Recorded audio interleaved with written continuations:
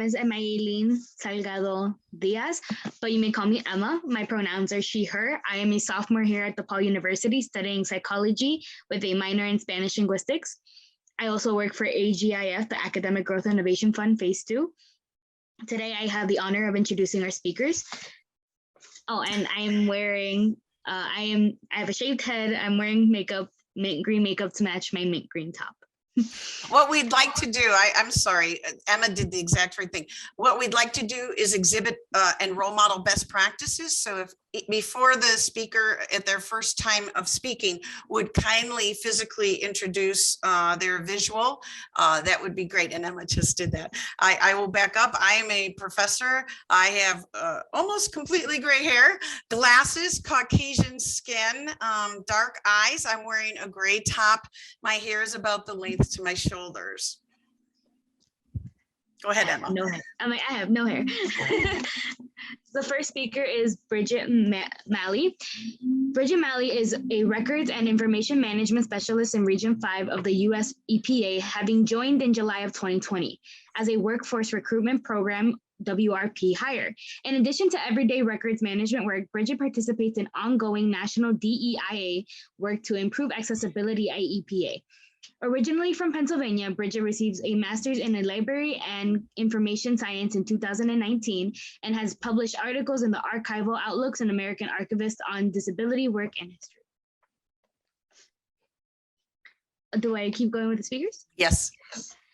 The next speaker will be Juanita Agustin. She is a human resource specialist. They have 29 years of federal service to include approximately 9 years with the United States Army.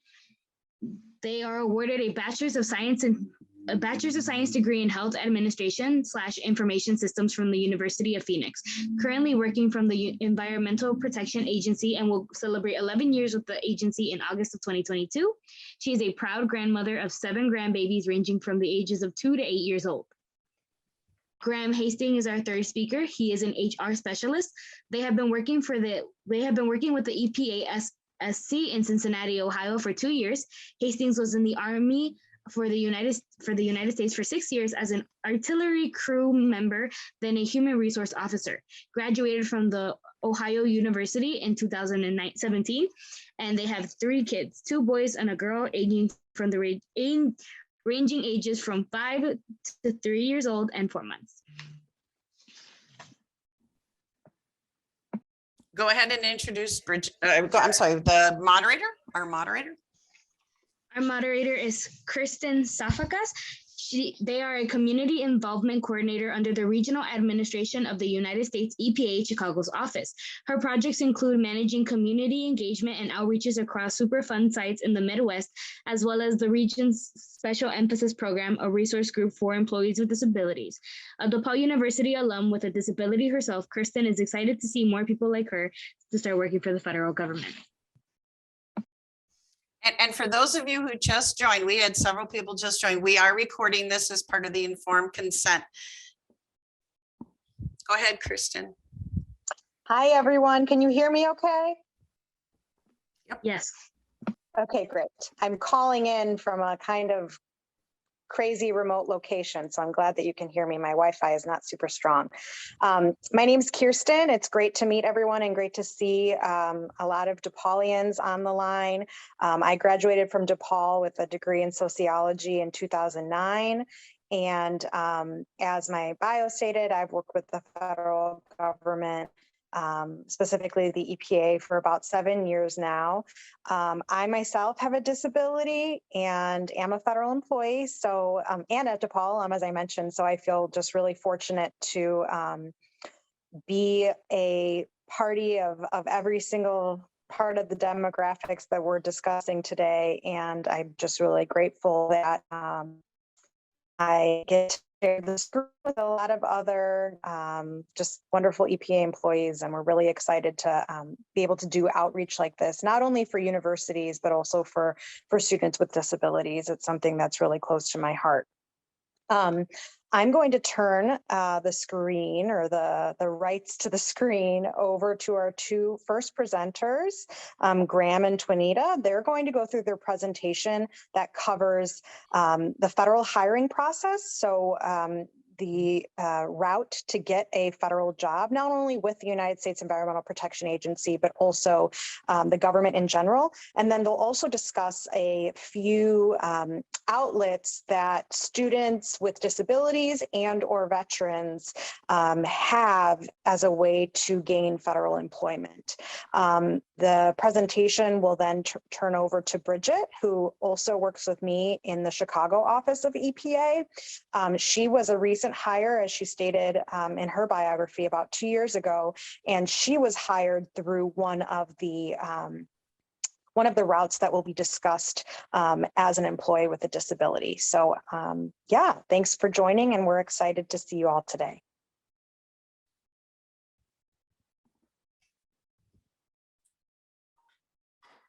Okay, Kirsten, would you like to introduce our first speaker on the panel? Yes, I believe that actually Graham and Twinita are going to go first and run through the presentation, and then Bridget's going to speak. Can you guys see me? Hear me? Yes. Perfect. My name is Graham Hastings. Thank you for the introductions. I've got pretty long brown hair. I'm wearing my own alma mater, Ohio Bobcats black shirt. I guess I'll be starting the presentation today, so I'll go ahead and try to share my screen. Hopefully you guys will be able to see it. Let's see.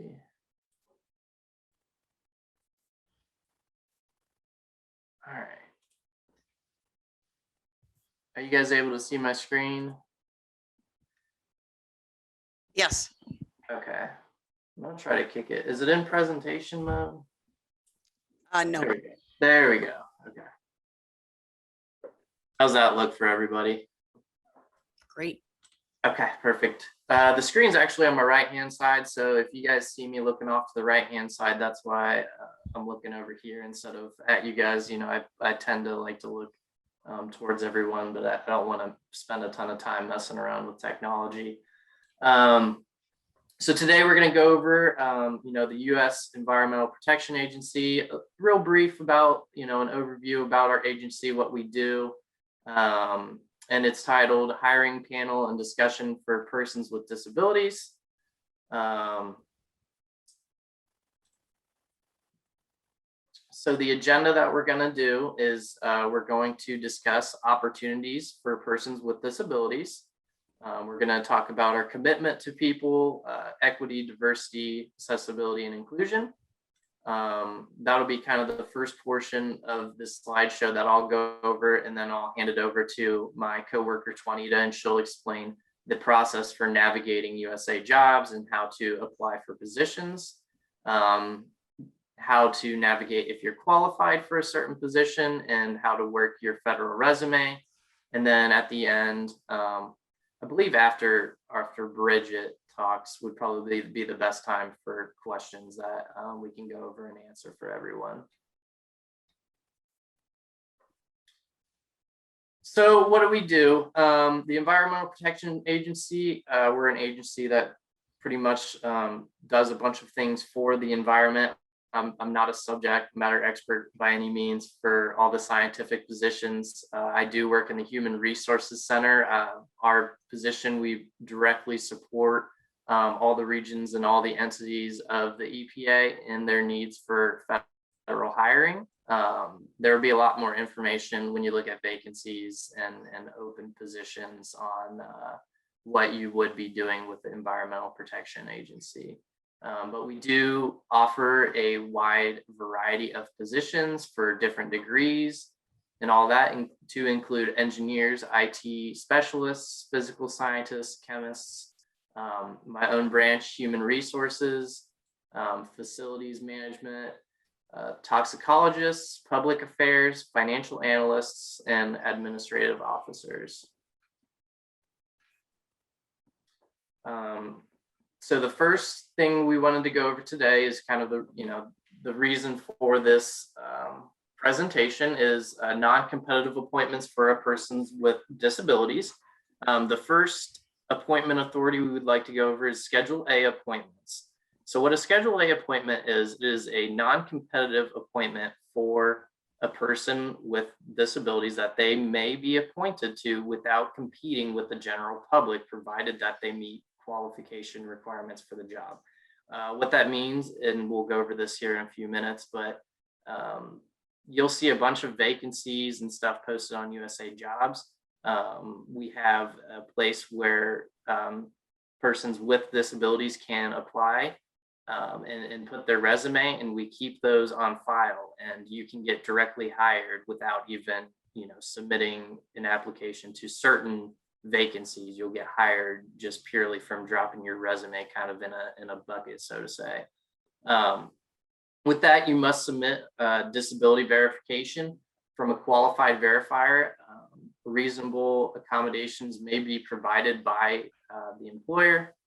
And then after your 2 years, when you start, the employee is then eligible to convert from a temporary employee to a permanent appointment, which means you're permanently then with the EPA. The EPA collects the applications from persons with disabilities on a rolling basis. Again, it's kind of like a big bucket that we keep of everyone who's put their resume in, and all managers and selecting officials, supervisors have access to this bucket, and they can go in at any time and look at resumes and qualifications and choose people from this area. You can submit an application materials for Schedule A positions by going to usajobs.gov. You'll search EPA, and then you'll filter persons with disabilities under hiring path. So to have Schedule A eligibility, we talked about briefly on the last slide. To be eligible for a Schedule A appointment, you must be a person with at least one of the following disabilities: severe physical, psychiatric, or intellectual disability. You must also be qualified for the job in which you're applying for. Just because you're eligible for, you have eligibility to apply for the position, you must also have the experience that is required for that position, whether it be direct knowledge or direct working knowledge of that position, or even certain lower level GS positions. You can use your education alone to qualify for that position. You must provide proof of disability documentation. I wish I had an example of this, but again, due to HIPAA, we're not able to show, give an example of a doctor's note. But in this proof of disability, basically you would submit a Schedule A letter that says this person has, a Schedule A disability in accordance to the regulation, which is highlighted in the next bullet point. The proof of disability is a letter stating your disability from your doctor, a licensed medical professional, a licensed vocational rehabilitation specialist, or any federal, state, or local agency that issues or provides disability benefits. One of the things I often see also that I'd like you all to be aware of, that the letter does need an actual hand signature. I have seen some occasions where we'll get a Word document of someone that typed out the Schedule A letter, and unfortunately we're not able to use that. So please ensure that when you do have this letter, that the professional, any of the people that was just addressed, do have an actual signature on that letter. So the EPA Schedule A repository is the bucket that I was talking about earlier that all these resumes get put into. This is a secure database that is specifically for individuals who desire to work for the EPA. So the EPA does have their own Schedule A repository, again, that the whole EPA has access to and can choose from, but it doesn't go government-wide. Say, the DoD doesn't have access to our repository and all that good stuff. This eases the hiring process as there are fewer steps needed to submit your application. This goes into the first Schedule A slide, where you don't need to submit applications to a bunch of individual vacancies. You can just, drop your resume and application in this one, and it'll get looked at. Location and work preferences will be considered. This repository allows EPA hiring managers across the agency to view the applications of prospective applicants so they can quickly fill the vacancies that they have available. The hiring manager will reach out to the applicants they choose to interview.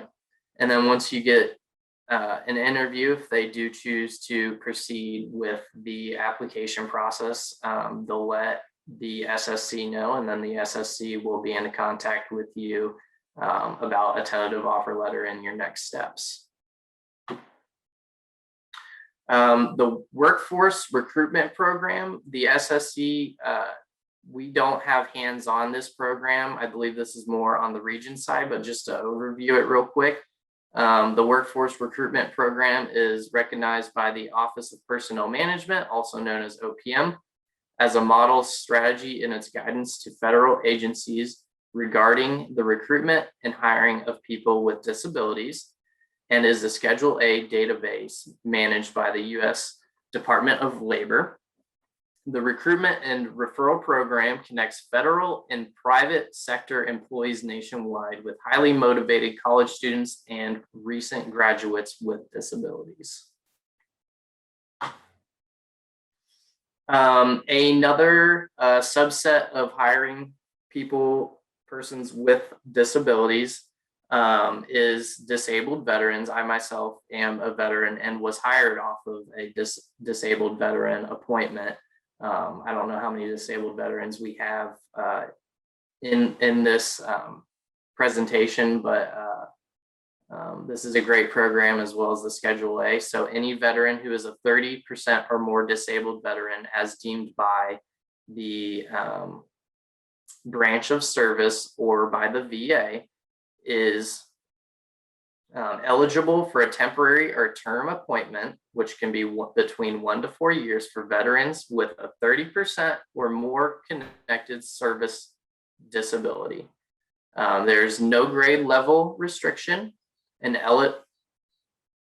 eligible veterans can be hired non-competitively, just like Schedule A, without competing on individual vacancies that you apply to on USA Jobs. And 30% veterans, much like the Schedule A appointments, may be converted to a permanent appointment. So for my example, I was hired on a 1-year term appointment, and I think 6 months in, I was converted to a permanent appointment, which I was very honored to have received from my supervisor. I was very excited about it. So for details for disabled veterans, please visit fedshirevets.gov. And for instructions on submitting an application, visit epa.gov/careers/careers-veterans. So it's a little bit different. There's different links for disabled veterans and Schedule A, but the process is more or less the same. So we have a big commitment on people and a special emphasis on diversity in programs at the Environmental Protection Agency. There's been a big initiative and big push on our commitment for diversity.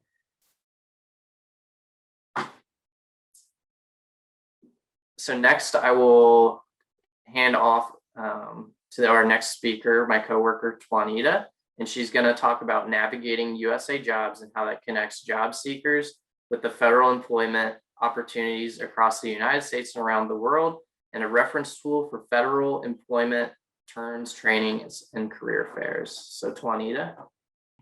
Thank you very much, Graham. And if you could continue to share your slide presentation, I would greatly appreciate that. Yep, just let me know when you'd like to go to the next slide. Yes, sir, I will. Thank you. Well, hello, everyone, and thank you all for having us for today's we call webinars. Very, very happy to be here with you all. So I need to start with, I am African American. I have brown skin. I have a curly little spiky afro. I wear glasses and I have on a polka dot top. Did I do that good? I hope I did it okay. Excellent. All right, thank you. So anyhow, so today I'm going to be sharing with you tips on how to navigate jobs and steps to apply for EPA jobs. And once again, I believe Graham mentioned that the steps that we give outside of our EPA repository in the veterans site will be, you know, if you wanted to work somewhere else other than the EPA, you could certainly do that as well with this information that we're going to provide you. So let's go ahead and get started with navigating USA jobs. Next slide, Graham. So USA Jobs connects job seekers with federal employment opportunities across the United States and around the world. And as the federal government's official employment site, USA Jobs helps the right people find the right jobs. So by visiting the Help Center, you can review frequently asked questions, get step-by-step instructions on how to complete website tasks, and learn about unique hiring paths and about working, excuse me, in the federal government. And we'll go over some of those hiring paths that are related to you guys specifically, but that's just some of the information that you can find on USA Jobs. So next slide, Graham, steps to applying to EPA jobs. So let's start with steps to apply to EPA jobs. And once again, these steps would be the same when applying to any federal position. We will cover create or update your profile and upload your documents to USA Jobs. Search for and understand how to complete your EPA application and stay informed. And also getting started with updating your USA job profile.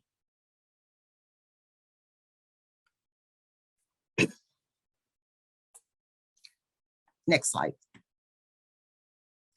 So if you haven't already, you will first need to create a profile to apply for jobs, save searches and save jobs you may be interested in. Once you complete the required information in your profile, you can apply for jobs. You will only need to do this once, and you can enhance your profile by filling out the optional information that is used to improve your job search results. For example, if you wanted a specific location, full or part-time position, or you could also search by position title.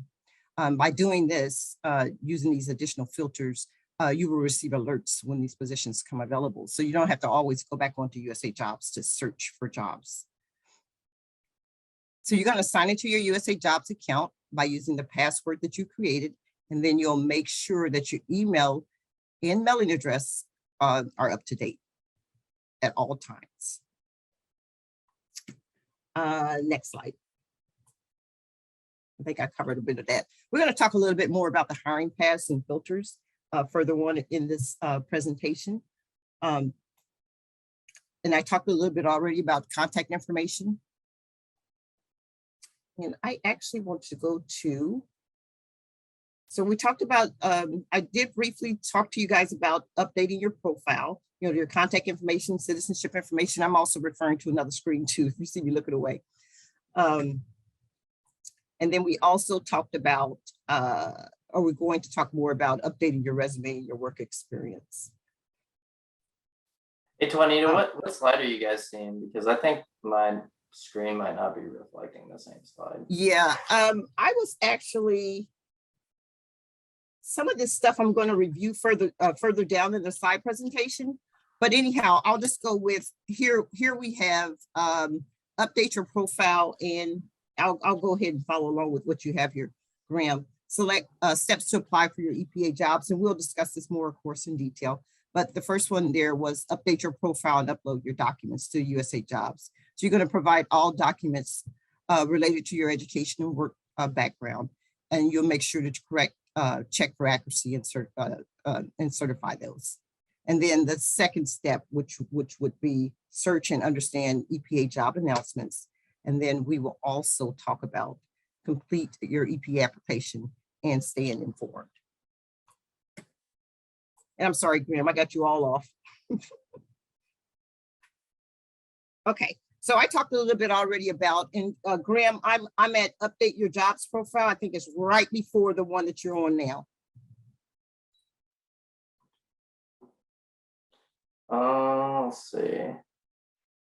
Hold on, let me just pop off this presentation. Yeah, I'm having all sorts of issues with sharing the screen. I do apologize.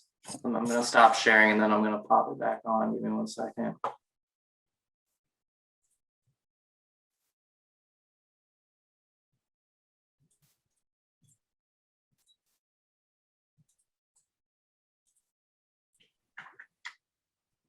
All right, let me try to share it again.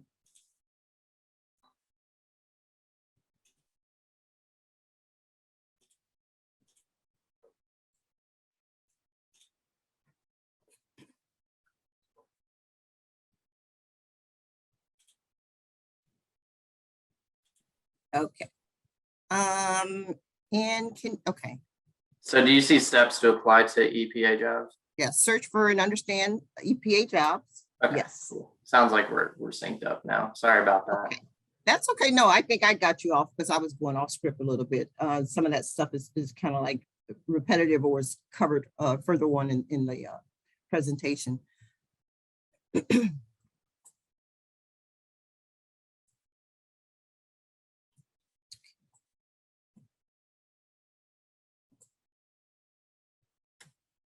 Okay, so here is, are you eligible to apply? Okay, you should review the various hiring paths to determine if you're eligible to apply for a position.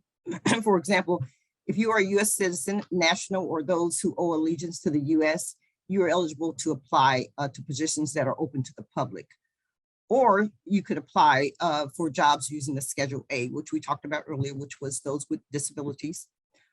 If you are a person with an intellectual disability, a severe physical disability, or a psychiatric disability, you will be eligible to apply for a Schedule A appointment. And within USA Jobs, there are various hiring paths in which you once again could select to determine or to ensure that you receive the announcements for those positions that you would be eligible for. At least you would meet those eligibility requirements. And another note that I wanted to point out is that for the letters that you receive from the eligible health providers, that letter should also include the letterhead in addition to the signature. So you should also have a letterhead on that too from that provider. Okay, Graham, we're going to go on to, are you qualified? So when building your resume, you should refer to the specialized experience statement located under the qualification section of the vacancy announcement. Specialized experience is a type of work experience that is directly related to the position in which you are applying for. Now, here we offer an example of how to identify the specialized experience statement in a vacancy. The statement begins with, to qualify for the GS-11 position, you will need to have at least 1 year full experience equivalent to GS-9 level. So it's important to include full and part-time work experience, including dates and hours worked per week, as well as any volunteer work you may have done on your resume. This will help the HR specialist to determine your 1 year work experience. So depending on the position in which you're applying for, and if we could go on to the next slide, Graham, depending on the position in which you are applying for, there may be an option to qualify based on education alone. Graham mentioned that earlier. This is going to be separate from the education requirements for the position.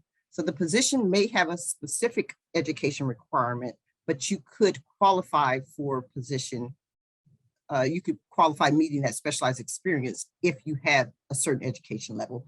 For example, if you have a master's degree, you could qualify for GS-9 with just that master's degree.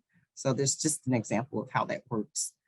As you can see in our example, our example actually shows an applicant could qualify with only their degree, as I mentioned before, or a certain level of education leading to such a degree, or a combination of education and work experience. So let's move on to the application, actually building the resume. So in your USA Jobs profile, you will have the option to create your resume using the resume builder. This is a template that's within USA Jobs. Or you could create and upload your own resume. Now, if you choose to upload your own resume, please note that it's important to include all information that has been requested on the resume builder. As stated earlier, this information is used to determine the one-year work experience requirements. So for instance, we talked about, or for instance, the information that would be necessary for us to determine if you have a one-year work experience, because you may have just volunteer work or you may have part-time work. But if we're able to combine that within a certain time frame, then we can determine that you actually have that one-year work experience that we're looking for. So here's a good example that should be included in your resume. Here you will notice that, as you can see, the sample resume includes dates and hours worked, positions held, as well as the name of the employer. You should also include experience, education, training, or certificates, as well as any awards and acknowledgements. So we suggest that you keep your resume at no more than 1 to 2 pages in length, unless, of course, you have years of experience in publications. In those publications, of course, would probably more apply to, you know, someone who's worked outside of college. But that's just, you know, in the future, if you happen to apply for a position, just be mindful of the length of your resume. Another important note, make sure you update your resume for each position that you are applying for. When doing so, you should always refer, once again, to the specialized experience statement that will ensure that your resume is customized to the job in which you are applying for. And I will reiterate this because quite often people will use the same resume for each position that they're applying for. And if they're not addressing those specialized experiences that we're looking for when we're doing our qualifications, you're going to get denied. We're going to mark you ineligible for the position because you basically didn't meet those specialized experiences that we need. So it's really important to make sure that you are not using the same resume for each position that you apply, unless it's a position that's similar to the one that you previously applied for. Make sure to give specific examples as well as facts and figures so that you can determine the scope of your, so that we can determine the scope of your work. Most importantly, keep your resume concise, but ensure you include all aspects relevant to the job in which you desire. And then we move on to required documents.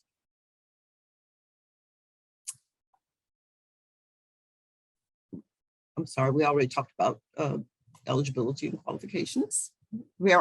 So each of our vacancy announcements will have a section where you are required to upload specific documents.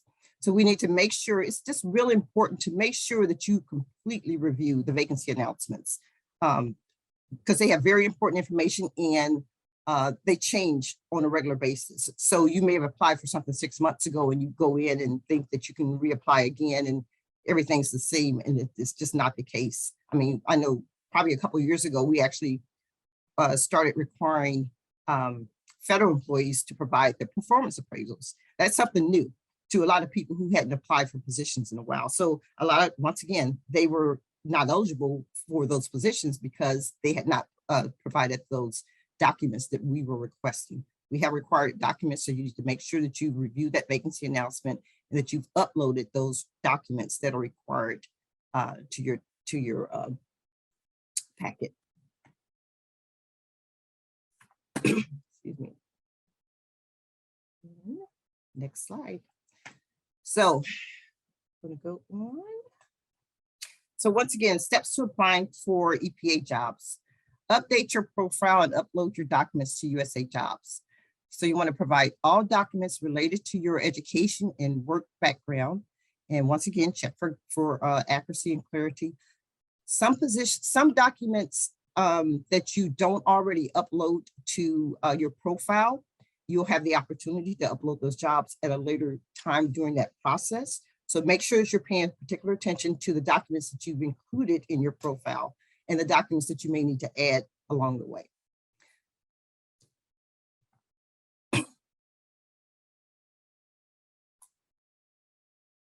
And here's an example of the documents that will need to be attached. As I mentioned before, if those documents are not uploaded to your profile, they will need to be attached to your application when you're completing that whole application process. So make sure that those documents are uploaded. The system will allow you to do that.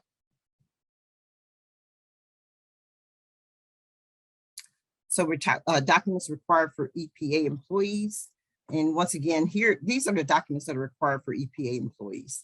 Once again, your resume, and these pretty much will be everybody. Of course, we're going to need everybody's resume. If it's a position that requires education, or you're trying to qualify based on your education, then of course, we're going to need your transcripts.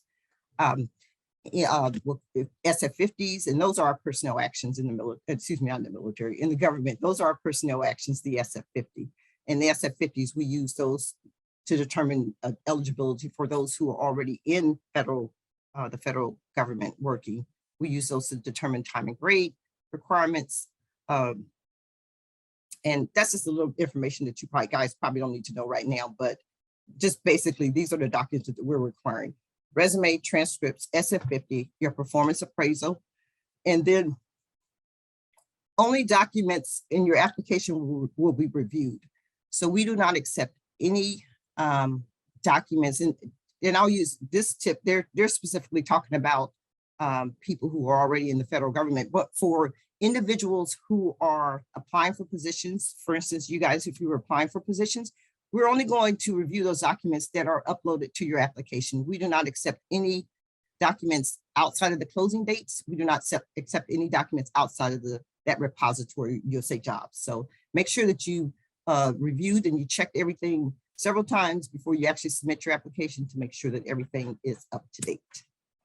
We're going to go on to the next slide, Graham.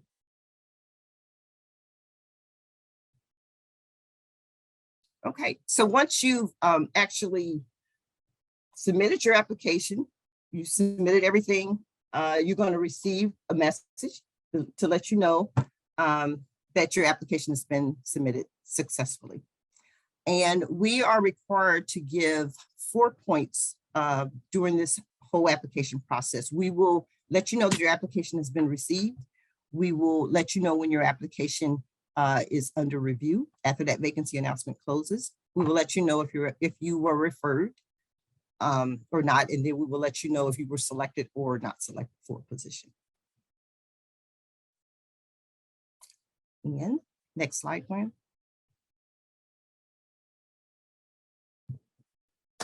So once again, here are a few things to remember. Search and apply for your jobs on USA Jobs. So all federal positions, you will apply for those positions on USA Jobs. Once again, the Schedule A is a non-competitive position. So you could be appointed to a Schedule A appointment without having to apply to a position. So that's what we have at that EPA repository. So we're able to actually pull resumes from that repository. But if you're applying for any other federal positions that are not non-competitive, you would need to apply to those positions using that USA Jobs site.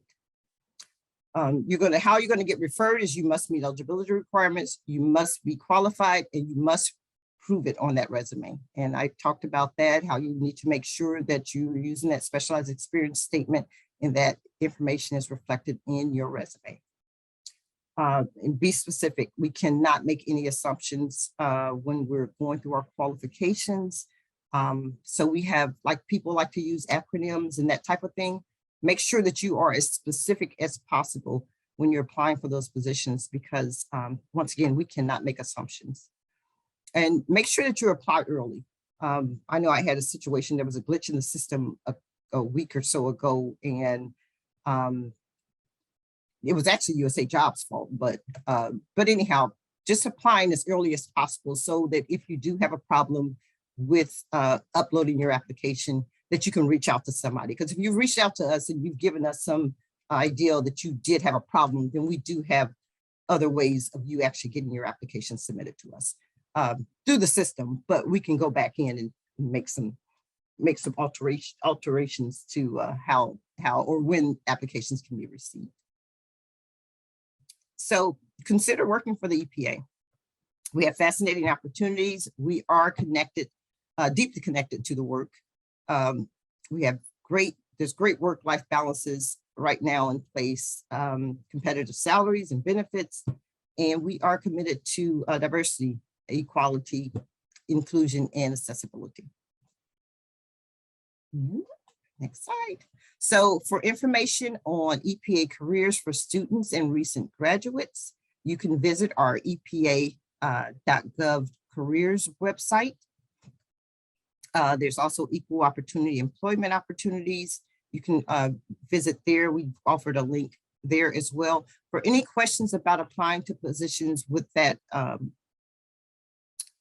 with the repository, you could contact Kate Fox or Sierra Griffin for that information.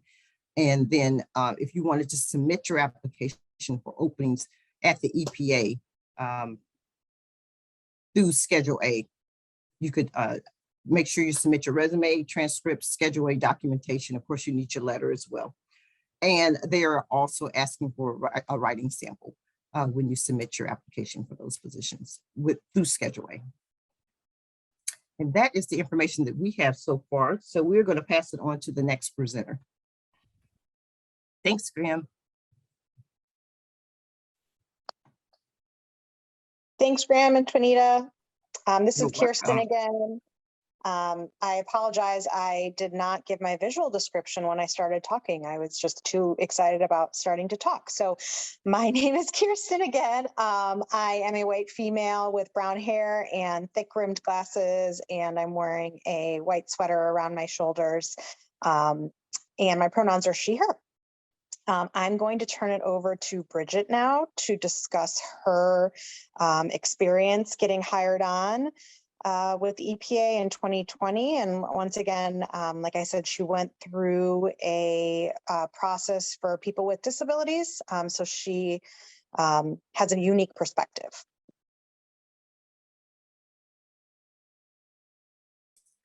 Yes, hi, I'm Bridget Malley. I am a young white person with a zip-up gray shirt, curly brown hair. I have an EPA background, that's my Zoom background, and it's a lake with trees. I think the EPA logo is reversed. Didn't realize that was going to happen, but so yes, I'm Bridget. I joined the EPA in 2020. Interesting times to join. So I work in records management. Basically, I tell people to keep a record of things and how to take care of the records that they create that document the agency's decisions. And the way I've been putting it is I do what Marie Kondo does, except it's a lot more painful. But I'm not really here to talk about records management. So my second introduction is I am hard of hearing. I have severe to profound bilateral hearing loss that I've had since I was age 2. I wear hearing aids. I'm originally from Pittsburgh, Pennsylvania, where coincidentally enough, I attended a school known as the DePaul School for the Deaf and Hard of Hearing. I was mainstream fairly early on, and I had some state and local support from various state and local disability organizations throughout my schooling. Around when I was in high school and then throughout college and a little bit beyond, this organization known in Pennsylvania, at least, as the Office of Vocational Rehabilitation, I was assigned someone who worked with me to serve as sort of a career counselor. And as far as I'm aware, pretty much every state has these, even at the county level, they're sometimes available. And I believe Illinois also has a vocational rehabilitation office where if you're not already working with someone, that's an avenue that's available to you to get career guidance and help, reviewing your resume and various other things. So I mean, to the side of that, I got my master's degree in 2017 from the University of Wisconsin, and the Disability Accommodations Office there one day sent out an email talking about, hey, there's this thing called the Workforce Recruitment Program. Would you be interested? Sent out to all the students who were eligible. And I looked into it and thought that seemed like a good fit for me. And so the Workforce Recruitment Program, which 29 Graham went over briefly at the beginning of the presentation, it is essentially its own sort of database. It's separate from USA Jobs, where you can apply, I'm losing my words, submit an application, your resume gets uploaded, you have a brief interview with a recruiter who is, it can be someone from any agency, anywhere in the nation. They talk with you very briefly. I think my call with my recruiter was probably not more than 20 minutes. And that's mostly to get a sense of who you are and to talk with you about what your skills are, what your experiences are. Because that's sort of my understanding is that's the main way that the workforce recruitment program works, is that since rather than, we're going to we have an opening for an environmental biologist, going to put this up on USA Jobs, look for people applying specifically for this position. It's more, okay, we have this opening for an environmental biologist. We're going to look at people's skills in this database, what their interests are, and see if they match, if their eligibility lines up with what we're looking for. So for me, how that ended up working was I went through the workforce recruitment program process and submitted everything. I should note the opening for this is August 22nd. So I went through the process, didn't think much of it, graduated, did some temp work, applied to jobs on USA Jobs. And I will say USA Jobs is not always very responsive. It's everything we're telling you is another part of the toolbox in your job search. It's not necessarily any guarantee that you will get a job. So what happened for me was I ended up completely forgetting I applied for the workforce recruitment program. And then I had shortly into 2020, into the COVID-19 pandemic, my current boss, who is on the call as well, reached out to me, sent an email saying, hey, would you like an interview? And I said, yes, I would love an interview. And I went through the sort of standard government interview process. They decided they liked me and hired me on. And the hiring process was expedited because of I was hired under Schedule A authority through the workforce recruitment program. So that's another avenue that's available to you.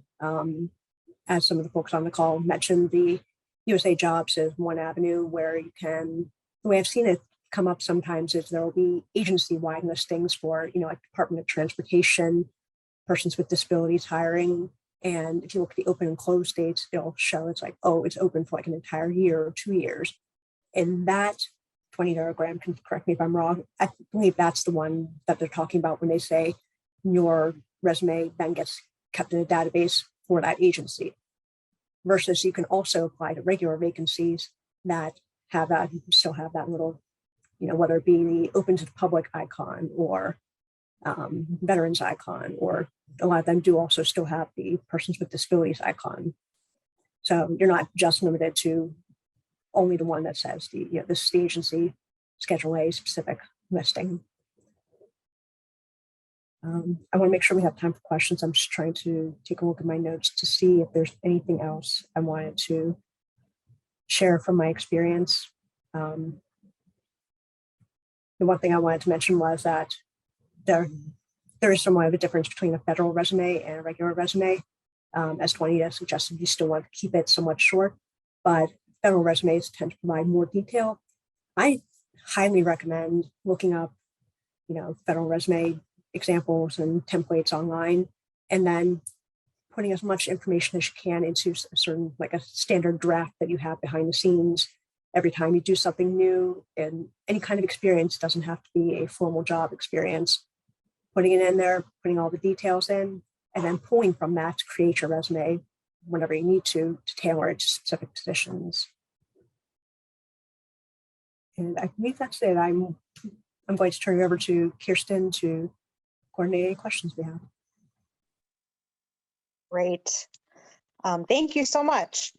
I'm just wondering if anyone has any questions. You can either raise your hand in the chat, or rather raise your hand with the button near the chat. And you also can just write questions in the chat in case that's easier. You don't have to, go off mute or anything. So yeah, we'll just look out for questions for the next couple seconds.